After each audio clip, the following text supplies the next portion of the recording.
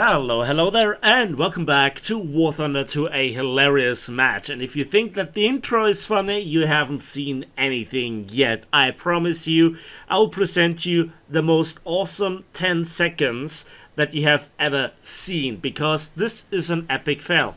And for a change, it's not me being responsible for it, believe it or not.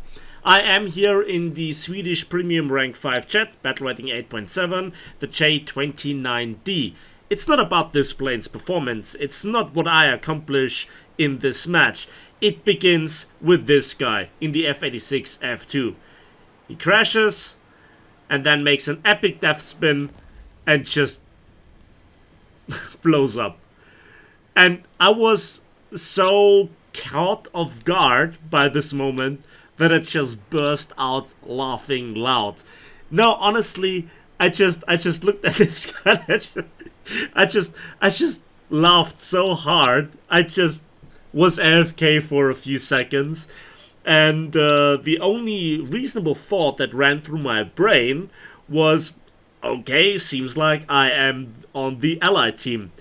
What I actually didn't know that I cursed myself with this thought. Because, well, this will have a little bit of a continuation throughout the match, or let's say in one particular moment. So I didn't actually see that Voiture 2 because I was just laughing out. I was just laughing so hard, right? So, can I tell you anything about this jet? Well, some raw statistics that you can say for yourself in a test flight or just by looking at this thing. Is it worth it? Well, currently you simply can't research anything because there is nothing to research. Simple as that. The plane itself, is it worth it? Is it not? I cannot judge it because that was the second match that I played and I start from scratch.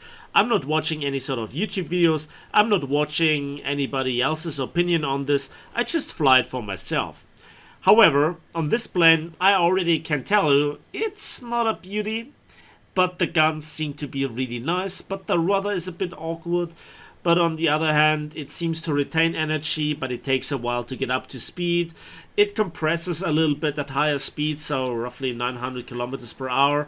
But you can do kills like these once you figure out how the plane overall behaves, which it didn't at first, and I also have no idea what I can fight under which conditions.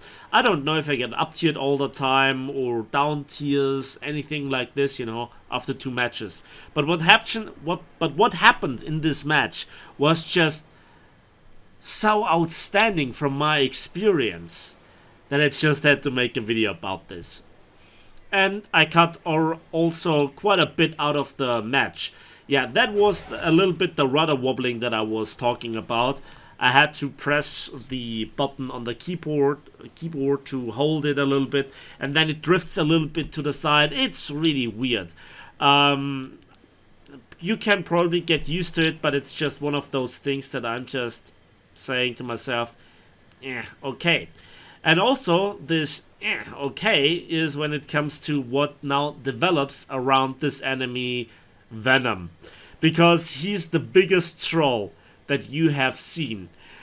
But he had no idea that he will become the biggest troll that there is. You see, there is me and 3 other guys around this guy. It will become 5, and then eventually 6, I'm not quite sure. But yeah, I think to myself, can I take a shot at him? Yeah, probably not. He's taking evasive actions. I don't want to bleed all my speed. I'm going still pretty quick. I'm not quite sure if my team can handle the situation.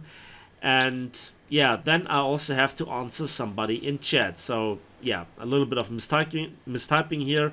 Then the salute, if you ever have wondered what this 07 means, it's a guy saluting. Yeah. And then the situation unfolds. I thought for a brief moment that I can take a shot at this guy. And to be honest, for my personal taste, there are too many friendlies in the vicinity, so I just zoom away. And then, let's now enjoy a little bit of replay magic. So, I make here a little bit of a cinematic scene, and the bottom guy is the enemy Venom. So already you can see there are quite a few guys of us flying around, And you can see that he is doing all those evasive actions, and by doing so he kind of aligns all our friendlies pretty closely behind him. That already was way too close for comfort, but it always gets better, like two guys actually crashing and one also overcooking the dive. Despite him being in a G91, he doesn't really make it with the floor in a good manner. Eventually the Venom puts himself into a situation where he probably laughs his ass off, then doesn't see our Venom coming. He kills him, but manages to crash into the wreck. And that was hilarious. That was just absolutely hilarious. And it was just the best sight of the day. Now, let's go back to the live gameplay. And it looked like this. So I pull up and I'm observing the situation, and then three guys are crashing. And then where is he? Yep, the fourth guy is crashing somewhere else. Then the Venom gets killed, but no, it's not good enough because a guy crashes into him, and that is 5 guys of our team crashing. 5. Needless to say that was not really good for the rest of our team.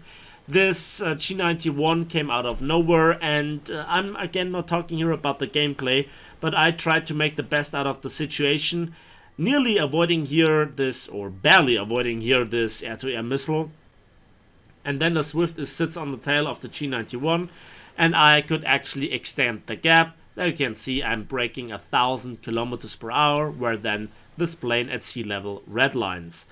Now I try to pull around, and there you can see how little speed you lose in contrast to some other planes. And obviously the Swift baits here. The G91, come on, turn around. And now let's not screw up here the shots. And obviously I waste here a lot of ammunition, but again, this is only the second match. I was not really won with the plane yet. I received some sparks or some little damaging hits. I look around where it came from because I absolutely hate clouds, and I see it was a MiG-15. He comes back around, and again I try my evasive actions. The Swift comes down on him, but I have taken a little bit of damage that obviously hampers my performance. I already have 3 kills, but then the Hunter comes in, and again I try to reverse him here. In theory it works always nicely when you see it on the internet, but when you see it from me, I obviously don't connect the shots because I'm just simply bad at times.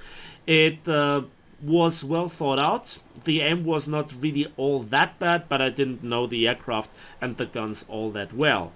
So another guy is coming from above. I'm down to 44 rounds right now, and I'm not quite sure. Should I save them? Should I try my luck? MiG-15's coming in. Yeah, I pull up so he doesn't get a shot on me. And again, the pilot gets knocked out, or gets nearly unconscious, should I say. I have to avoid those guys.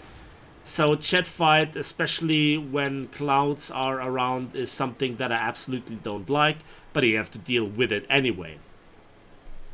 So I see them stalling out. I try to use here the flaps, but they rip. And I see that this guy stalls nearly out. And I actually connect here a few shells, securing my 4th kill. I'm nearly out of ammunition. There is no backup. And I think that the Swift and me are the only 2 left. So I am damaged. I am going probably to die here anyway. But I want to drain their energy, I want to take them low, I want to hopefully make them crash. It would be hilarious. Oh god, I'm commenting on my own gameplay again. I promise to not do this today. I'm sorry, guys. And so I tried to set them up, I tried to bait them, and to make them a quick and easy kill for my Swift. But needless to say, that didn't really work out for too long, and the G91R3 gets the kill. I did my best with 4 kills. And if not 5 guys of my team would have decided to crash or overcook the dives, it would have worked out better. And that was the hilarious part. I managed to drag it out to 10 minutes, so thank God for me. No, that's Jim Sterling. Needless to say, that was a different video, and I hope that you enjoyed it nevertheless. So thanks for watching and thanks for listening. If you enjoyed it, give it a like, and as usual, we will see each other in the skies of War Thunder. Don't crash.